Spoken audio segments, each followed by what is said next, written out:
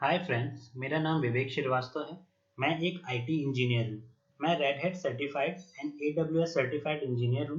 मैं अपने वीडियो के मीडियम से आप सबके साथ एडब्ल्यूएस नॉलेज को शेयर करना चाहता हूँ।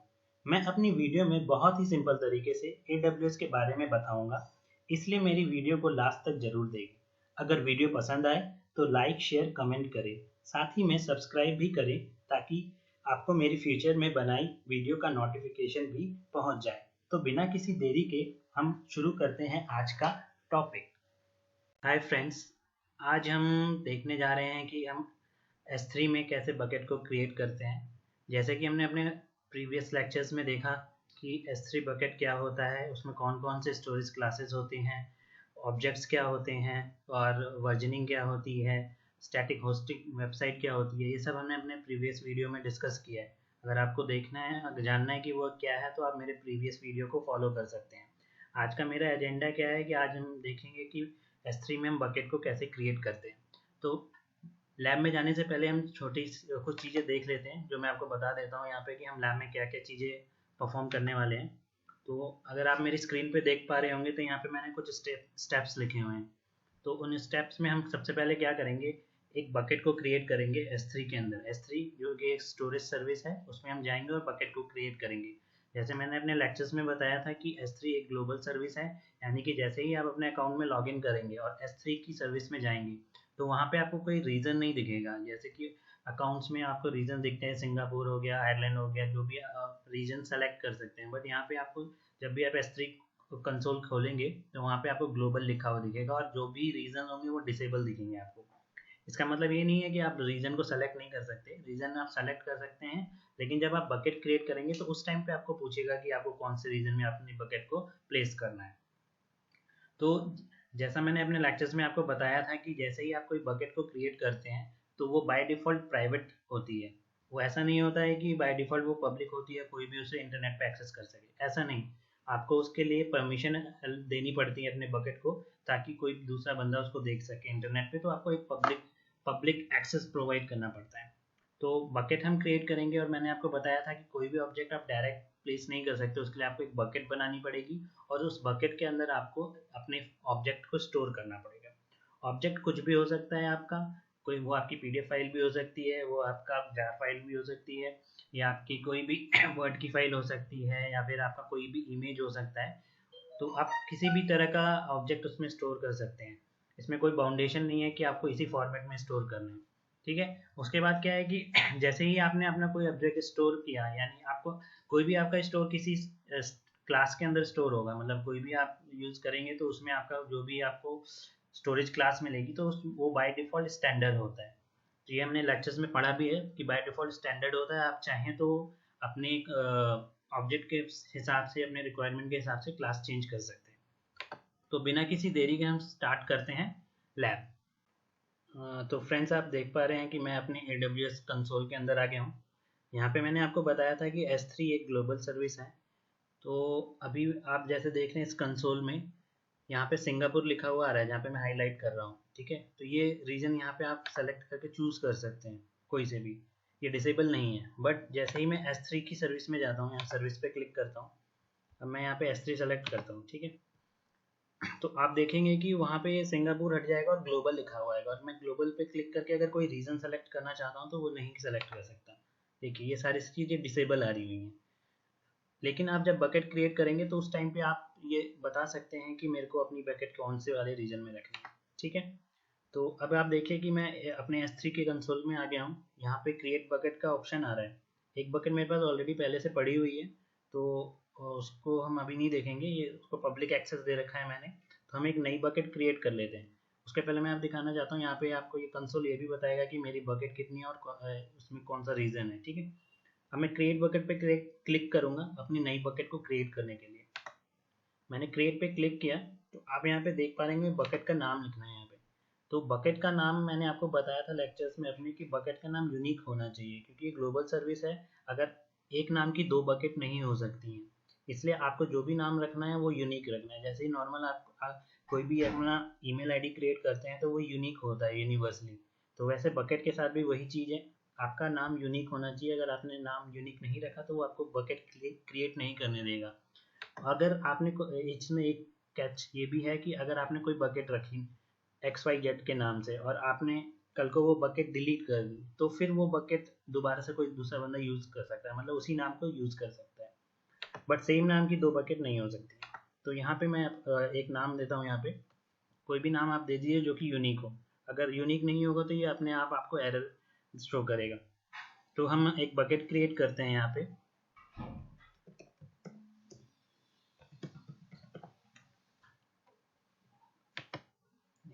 मैंने एक बकेट का नाम दिया है, वो मैंने क्रिएट किया है यहाँ पे। अभी यहाँ पे कोई एरर नहीं है। अगर यहाँ पे कोई एरर आता है इट्स मीन कि वो बकेट ऑलरेडी एग्जिस्ट करती है। यहाँ पे अब रीजन आ रहा है, मैंने आपको बताया था आप बकेट क्रिएट करते समय रीजन सेलेक्ट कर सकते हैं। तो यहाँ पे आप कोई भी रीजन सेलेक्ट कर सकते हैं जो आपको चाहिए होगा, बट कोशिश यही करनी चाहिए जब भी आप यूज़ कर रहे हैं तो कम लेटेंसी हो, तो आप अपने आसपास का ही रीजन सेलेक्ट करें। ऐसा नहीं हो कि आप यूज़र हैं मुंबई के और आपने बकेट सेलेक्ट कर ली अमेरिका की, तो लेटेंसी प्रॉब्लम हो सकती है उस केस में। तो रिकमेंड यही है कि आप अपने पास की ही रीजन को सेलेक्ट करें ताकि आपको लेटेंसी कम मिले। अभी फ़िलहाल मैं इसको मुंबई रीजन में क्रिएट कर लेता हूँ। अगर आपके पास ऑलरेडी कोई बकेट है और आप चाहते हैं कि उसकी सेम सेटिंग कॉपी हो जाए तो आप वो भी सेलेक्ट कर सकते हैं। आप यहाँ पे क्लिक करेंगे, ड्रॉप डाउन करेंगे, तो यहाँ पे जैसे मेरे पास एक बकेट है, हम उसको भी सेलेक्ट करके वही जो भी उसकी सेटिंग्स होंगी वो यहाँ पे कॉपी हो सकती हैं, बट हम नए के साथ जाएंगे, हम पुरानी सेटिंग्स नहीं लेंगे। ओके, हम नेक्स्ट पे क्लिक करेंगे। जैसे ही आपने नेक्स्ट पे क्लिक किया, यहाँ पे वर्जनिंग का ऑप्शन आ रहा है और आपको सर्वर एक्सेस लॉगिंग का ऑप्शन आ रहा है। हम अभी वर्जनिंग के साथ नहीं जाएंगे, वर्जनिंग के लिए मैं एक सेपरेट वीडियो बनाऊंगा। तो हम बाय डिफ़ॉल्ट अभी इसकी जो भी सेटिंग्स है बाय डिफ़ॉल्ट रखते हैं। हम नेक्स्ट पे क्लिक करेंगे।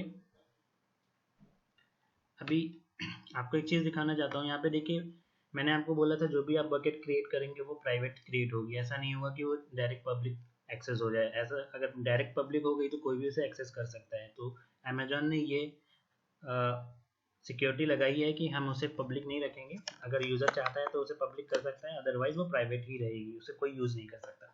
तो देखिए यहाँ पे इसमें टिक लगा है by default, block all public access, मतलब ये जितने भी पब्लिक एक्सेस है उसको ब्लॉक करेगा, कोई इसे एक्सेस नहीं कर सकता।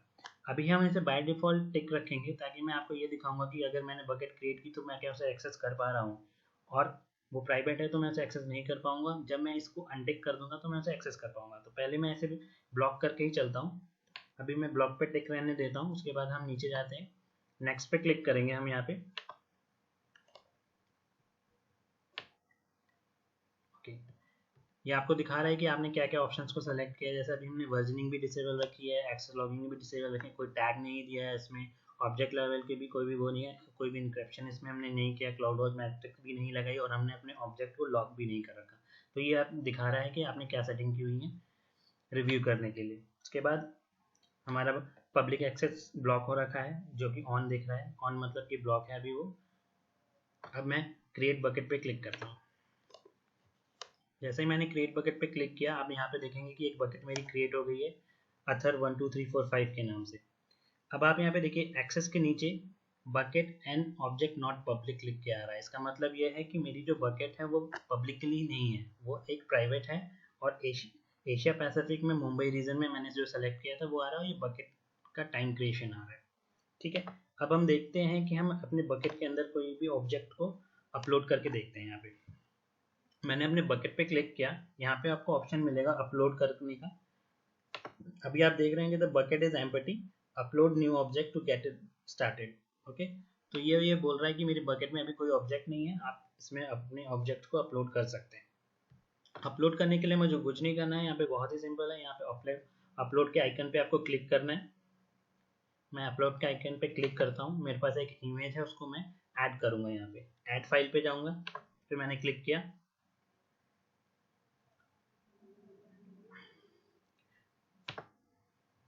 और यहाँ से मैं कोई भी एक इमेज उठा के उसमें अपलोड कर लूँगा। ये वाला इमेज उठाता हूँ, ठीक है।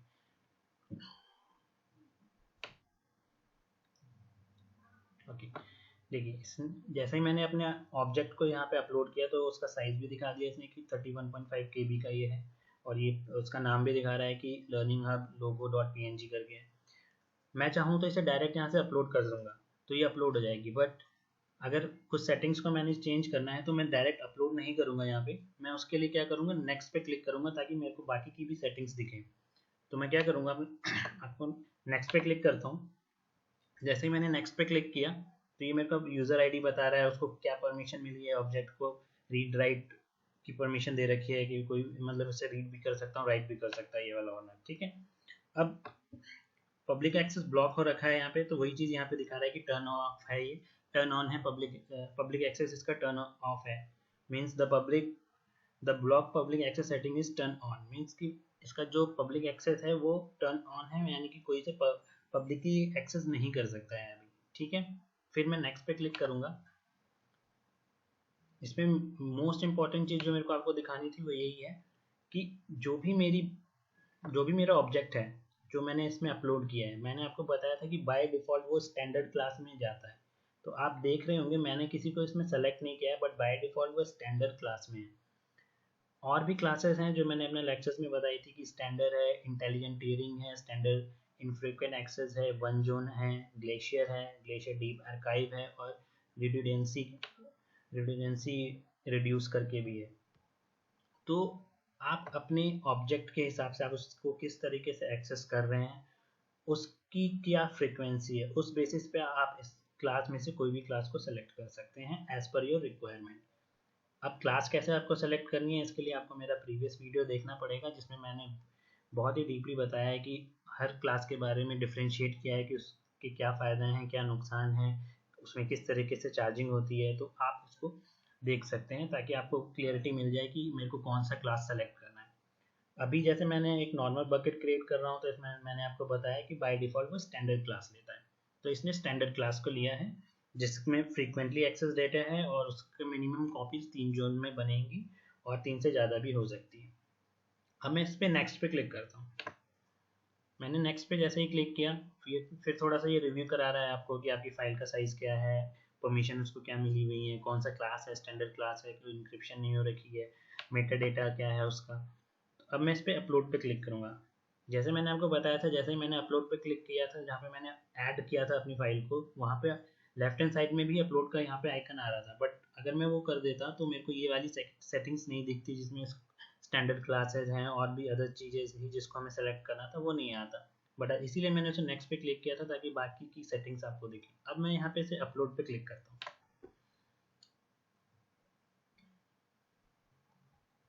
देखिए जैसे ही अब आप देख पा रहे होंगे कि इसमें नीचे एक पॉपअप आया, ऑपरेशन 0 इन प्रोग्रेस और 1 सक्सेसफुल 0 एरर, मतलब कि एक सक्सेसफुल आपने ऑब्जेक्ट को अपलोड कर दिया विदाउट एनी एरर। ओके, अब आप देख पा रहे होंगे यहाँ पे मेरे बकेट के अंदर एक ऑब्जेक्ट मेरा अपलोड हो गया है। मैं वापस से बकेट में जाता हूँ, आपको वहाँ से दिखाता हूँ। मैं अपने अमेजन S3 में गया।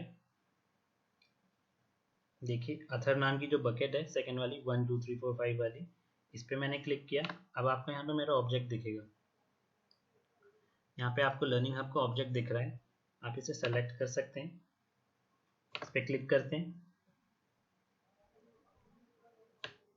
यहाँ पे देखिए आपको ऑनर दिखा रहा है कि कौन सा ऑनर है ये, ठीक है। उसके बाद आपका लास्ट मॉडिफिकेशन कब हुआ था, कोई टैग है उसका वो दिखा रहा है, क्लासेस क्या हैं इसके, स्टैंडर्ड, सर्वर साइड पे अभी मैंने कोई इंक्रिप्शन नहीं किया इसलिए नन दिखा रहा है, मेरे ऑब्जेक्ट का साइज दिखा रहा है, और ऑब्जेक्ट का नाम भी दिखा रहा है कि कौन सा ऑब्जेक्ट है, मेरा लर्निंग हब लोगो PNG।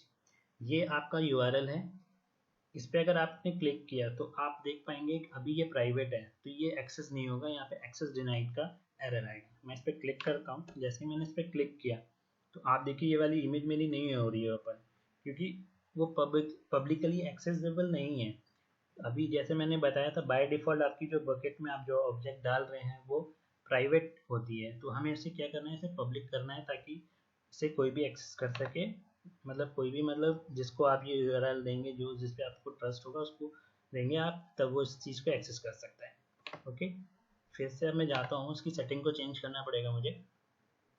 मैंने बैक किया। ओके, हम अपनी बकेट में जाते हैं।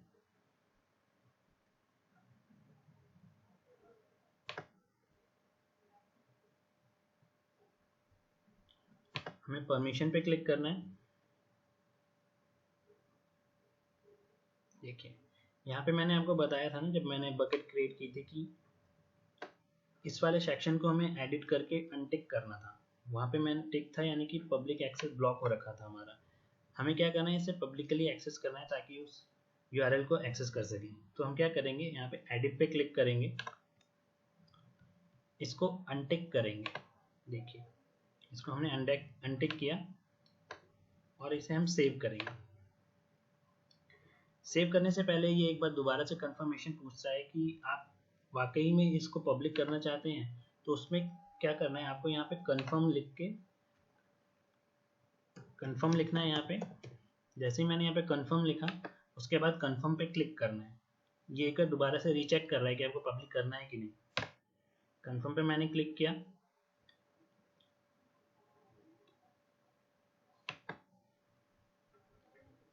ये सेव हो रहा है। देखिए अब ये दिख रहा है कि public access setting update successfully. ठीक है, अब मैं दोबारा से आपको अपने बकेट पे ले जाके दिखा देता हूँ कि ये अपडेट हुआ है कि नहीं। देखिए अब यहाँ पे आ रहा है ऑब्जेक्ट कैन बी पब्लिक, मतलब ये पब्लिक हो चुका है।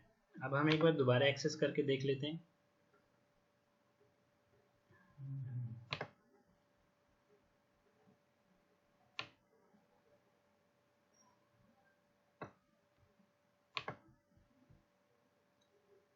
ओके, इसमें एक चीज़ रह गई हमारी, हमने अपने ऑब्जेक्ट को पब्लिक नहीं किया है, हमने अभी सिर्फ बकेट को पब्लिक किया है। तो उसके लिए हमें अपने ऑब्जेक्ट पे भी पब्लिक करना पड़ेगा। तो उसके लिए क्या करना है, हम अपने ऑब्जेक्ट के अंदर ही हैं, यहाँ पे परमिशन पे यहाँ पे क्लिक करेंगे।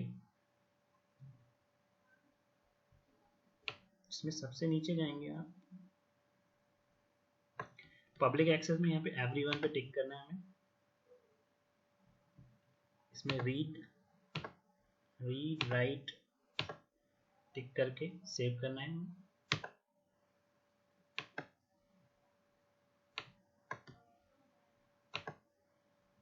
सेव करेंगे यहाँ पे।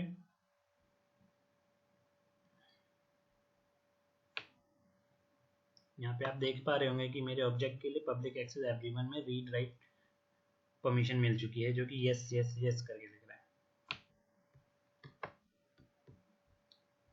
हम फिर से ओवरव्यू पे क्लिक करते हैं।